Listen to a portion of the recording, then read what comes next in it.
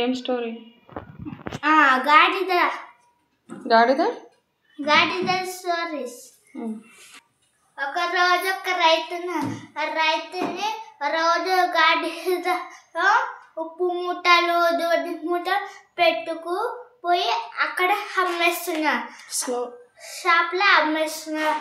రోజు ఒక నది దాటేసి వస్తుంది. ఆ రోజే అప్పుడు ఏం జరిగిందంటే 8 ఉప్పు మూటలు పెట్టారు. అప్పుడు పోతుంటే ఆ గాడిదకి బరువు ఉంది. బరువు ఉంటే అప్పుడు ఆ గాడిద తట్టుకోలేకపోతుంది ఆ బరువుకి. అప్పుడే ఆ నీళ్ళలో జారి పడిపోయింది, కాలు జారింది. అప్పుడు ఇంకొక రోజు ఉప్పు మూటలు పెట్టిన తర్వాత మళ్ళీ ఆ రోజు అట్లనే పడింది, కావాలని జారి పడింది. అప్పుడు రైతుకి రోజు అట్లనే వస్తుందని రైతుకి నీకు ఇప్పుడు బుద్ధి చెప్పాను అన్నారు. అన్న తర్వాత అప్పుడు రైతు అక్కడ నది వంతున్న కాడ నిలబడి గాడిద కట్టే పంపించినారు. Thank you.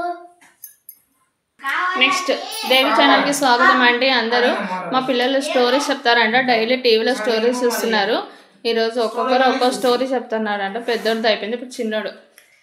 ఒకరోజు ఒక అడవి ఉంది. అక్కడ చాలా జంతువులు ఉన్నాయి. అక్కడ ఒక పులి వచ్చింది. ఆ పులి నక్క పులికి నమస్కారం పెట్టింది. నమస్కారం పెట్టిన తర్వాత పులి తన వెంటనే తిరుగుతుంది. పులి నక్కకి జంతువులు చంపేసి తినింది, అన్ని జంతువులు. తర్వాత పులి ఆవుని తినింది. తర్వాత నక్క పులి అక్క పైకి ఎగురుతుంది. అక్క ఏనుగు మీద దుంకింది. తర్వాత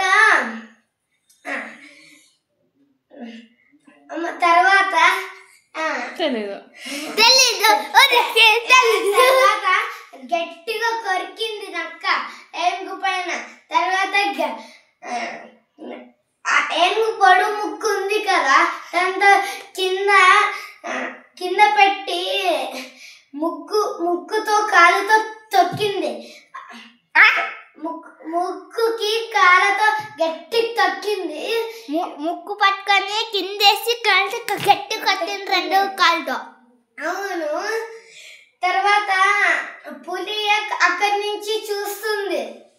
తర్వాత ఈ స్టోరీలో ఏం నీతి చదువుకున్నామంటే ఏం నీతి చదువుకున్నాం అంటే ఏం నీతి కట్టుకున్నామంటే తెలీదు.